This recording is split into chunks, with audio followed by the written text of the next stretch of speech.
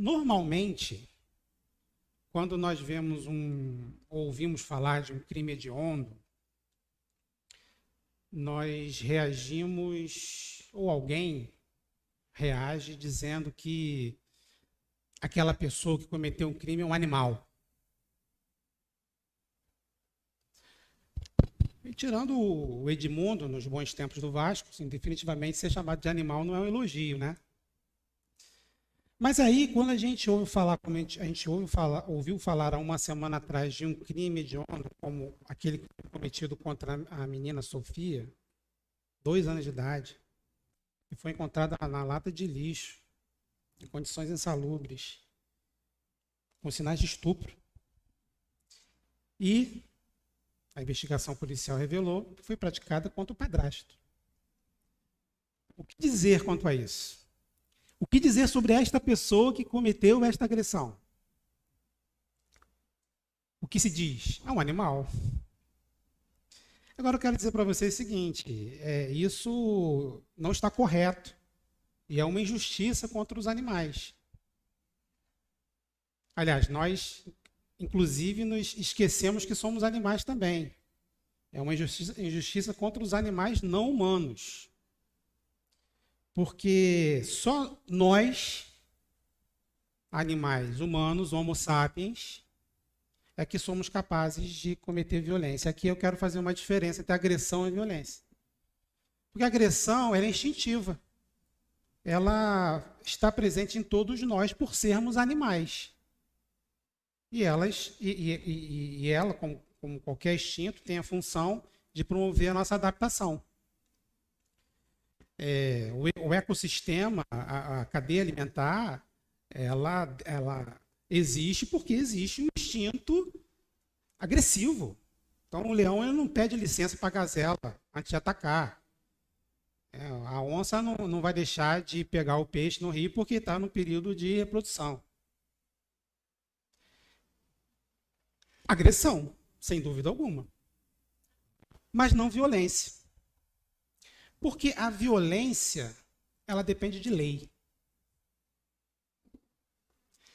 A violência, aqui eu trago uma definição da Alba Zalois, antropóloga, que diz o seguinte: ato de violar algo, alguém, ultrapassar um limite à força. Ou seja, é preciso ter uma lei que imponha um limite. E em havendo uma lei e ultrapassando esta lei, aí se pode falar que há violência.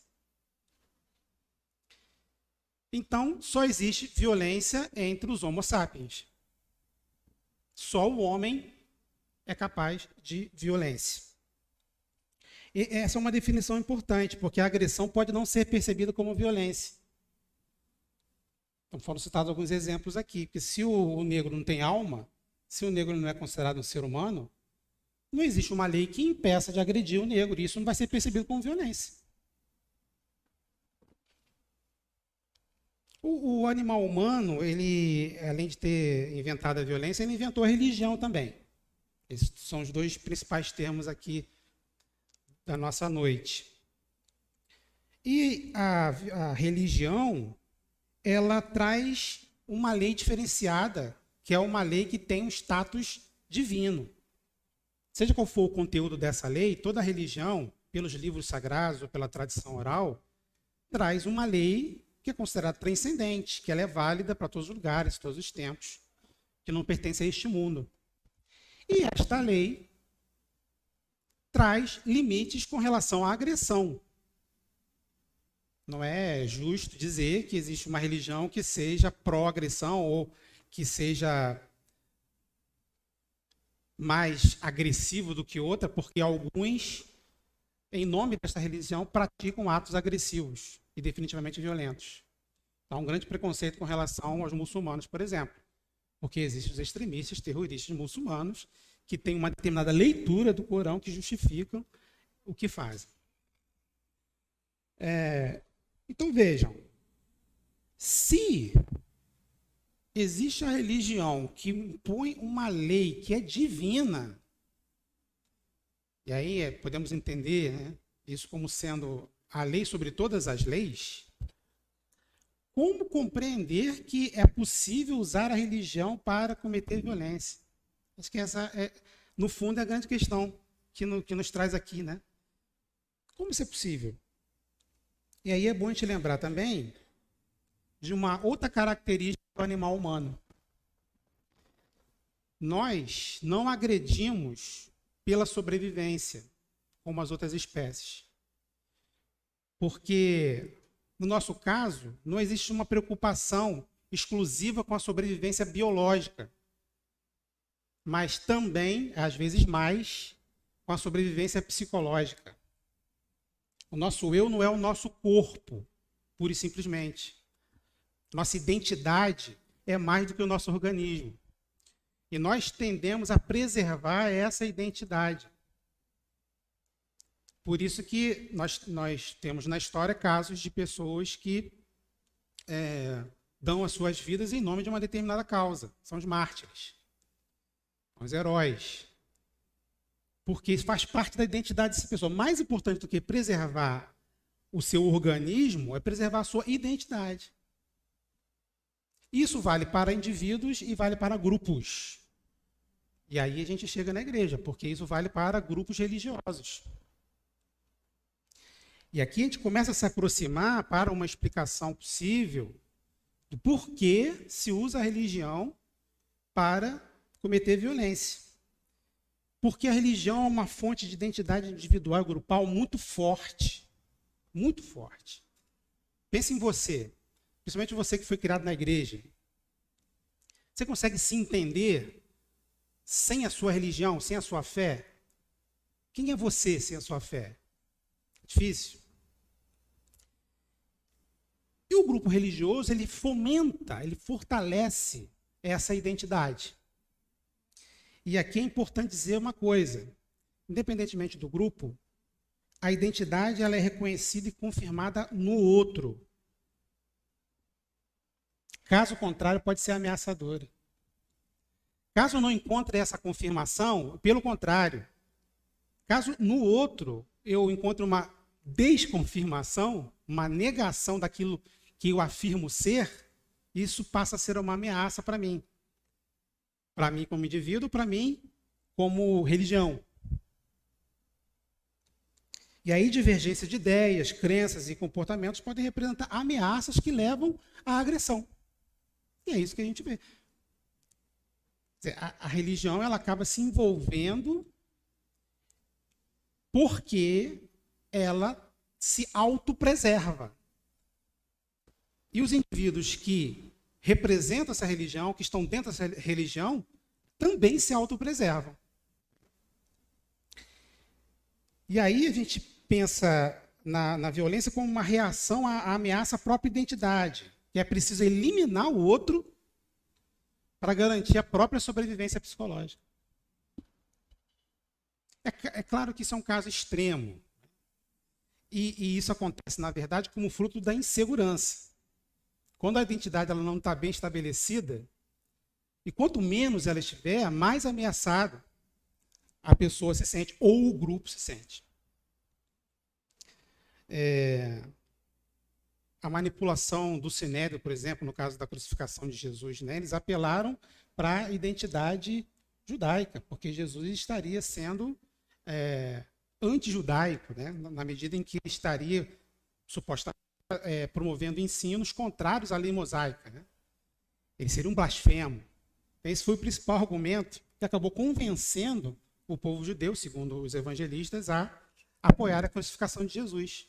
Era um atentado à identidade nacional religiosa, que era, no caso era inseparável, uma coisa da outra. Hoje em dia nós vemos, por exemplo, a questão da ameaça que os homossexuais ou o movimento LGBTQIA+, representa para muitos religiosos.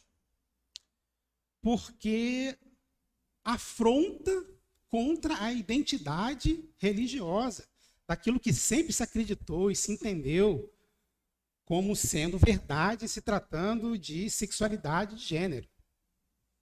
Então, alguns extremados podem se sentir estimulados a agredir, violentar, melhor dizendo. E não necessariamente uma violência física. Aliás, embora o Brasil seja o país que mais cometa homicídios contra homossexuais no mundo, na maioria das vezes não é uma violência física. Psicológica, moral, social. Em todo caso, violência. A própria cultura do cancelamento, que já foi mencionada aqui, tem a ver com isso, né? A gente cancela aquele que ameaça a nossa identidade. O Sérgio estava dando seu depoimento pessoal aqui, né? Ele foi cancelado. Ele ameaçava a identidade daquele grupo que se entendia como sendo verdadeiramente batista.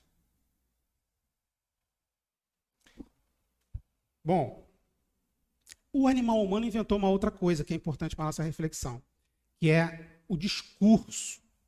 Discurso. Nós somos animais, não é que simplesmente nos comunicamos, não, porque os outros animais também se comunicam. As formigas, as abelhas têm um sistema de comunicação formidável. Os golfinhos e baleias, inclusive, têm uma comunicação sonora. Não é comunicação, é discursividade, capacidade de produzir discursos. Isso faz com que a gente possa legitimar qualquer comportamento. Trazendo para a questão da religião versus violência. A gente é capaz de legitimar, também já foi citado aqui, o Holocausto. Os carrascos nazistas, eles iam cumprir sua tarefa tranquilos, porque existia a ideologia ariana que justificava o que eles faziam. E aqui eu quero frisar essa expressão, discurso legitimador. Discurso legitimador da violência. Se diz, né, eles precisam ser eliminados, excluídos ou oprimidos em prol de um bem maior. Fazer a vontade de Deus. Isso pode colar em muita coisa. Se a gente embarcar nesse discurso, a gente é capaz de fazer qualquer coisa, porque, afinal de contas, é a vontade de Deus. E aí, ao longo da história, nós tivemos vários exemplos, né? Os escravos teriam sido colocados nessa posição pela vontade de Deus, assim como os senhores. Uma hierarquia social rígida, né? Em que cada um teria sido colocado por Deus dentro de um segmento para cumprir os decretos eternos de Deus. Certa vez eu vi alguém dizendo que falar contra a desigualdade social, na verdade, era uma espécie de inveja. E eu ouvi isso da boca de um crente. Estávamos discutindo sobre o papel da igreja no combate à desigualdade social e ele me saiu com essa. Que se envolver com isso seria, na verdade, dar lugar à inveja. Os mais pobres estariam invejando os mais ricos. Quando, na verdade, deveriam aceitar a vontade de Deus, porque é Deus que faz prosperar. Esse tipo de discurso, essas falácias evangélicas, elas são discursos legitimadores da violência também. E falar de pobreza também é falar de violência, né? Se existem pessoas pobres, se existe uma distância tão grande entre os mais pobres e os mais ricos, é porque existe uma sociedade violenta que promove isso. Normalmente a gente não percebe isso como sendo uma violência, mas é uma violência social, socioeconômica. Esses discursos legitimadores, eles têm sido uma constante na história da igreja e da teologia. Walter poderia falar muito melhor do que eu sobre isso aqui, né? Mas só citar um exemplo aqui, o teólogo mor da cristandade, Agostinho de Hipona, certa vez ele fez uma interpretação sobre Mateus 11:12, que fala que o reino dos céus é tomado à força.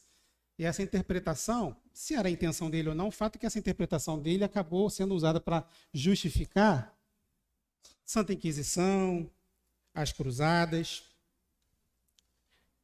E para não dizer que só os católicos é que são violentos, né? É bom a gente lembrar também Miguel de Cerveto, Miguel de Cerveto,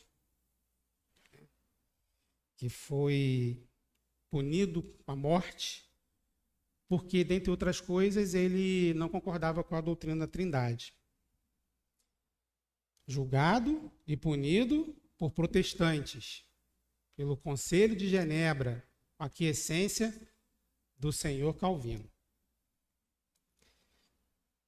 Violência, veja, isso é um exemplo do que eu tinha falado lá no começo, de como uma pessoa pode representar uma ameaça à identidade de um grupo religioso. A tal ponto desse grupo religioso julgar ser necessário matar essa pessoa. Naturalmente que Miguel de Cerveto ele era influente, ele tinha ótimos argumentos, ele realmente poderia enfraquecer a coesão grupal daquele grupo religioso calvinista. Então, antes que isso acontecesse, o Conselho de Genebra tomou a iniciativa de matá-lo. Então, vejam, essa legitimação do discurso, ela pode se basear nas autoridades constituídas.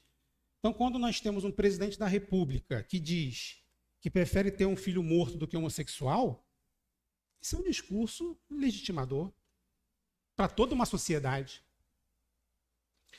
Quando um pastor que também é deputado federal, midiático, como Marco Feliciano, diz que os africanos descendem da maldição de Noé, é um outro exemplo de discurso legitimador da violência. Quer dizer, como se já não bastasse toda a história de violência contra os negros, quer dizer, ainda se produz um discurso legitimador religioso, cristão, para sustentar essa violência. Por último, o animal humano, ele se diferencia dos outros animais porque, enquanto os outros animais, eles têm inimigos naturais, os predadores, por exemplo, os animais humanos, eles têm inimigos artificiais, imaginários. E esses inimigos são importantes para confirmar a identidade, porque quando o grupo está lutando contra aquele inimigo, está lutando junto. Consegue se identificar. Os membros do grupo conseguem se identificar uns com os outros na medida em que estão lutando contra aquele inimigo, pelas razões que têm para lutar contra aquele inimigo. E aí nós temos alguns inimigos artificiais do protestantismo fundamentalista. Quero destacar fundamentalismo aqui, que é, a rigor, uma ideologia, mais do que um segmento teológico eclesiástico. Mas tão influente que marca a nossa formação teológica eclesiástica no Brasil. Então, todos nós somos, em alguma medida, fundamentalistas aqui. E na história da criação de inimigos artificiais pelo fundamentalismo, temos a teoria da evolução. E até hoje, como naquela época, nós nos levantamos contra porque dizemos que não podemos concordar que o homem venha do macaco. Como se Darwin tivesse dito isso alguma vez. Então é gente que nunca leu Darwin, ou que leu mal, ou que leu algumas linhas e acha que entendeu tudo. O outro inimigo, o comunismo. Só conseguem citar uma frase, que não é nem uma frase, é um fragmento de uma frase do Marx. A religião é o ópio do povo. Interessante que ao fazer isso, quem fala isso está dando razão para o Marx. Porque na sua ignorância, por não ler Marx, não entender o que ele quer dizer com isso, de fato, ele, como representante da religião, está fazendo a religião ser o ópio do povo, alienante, alienador.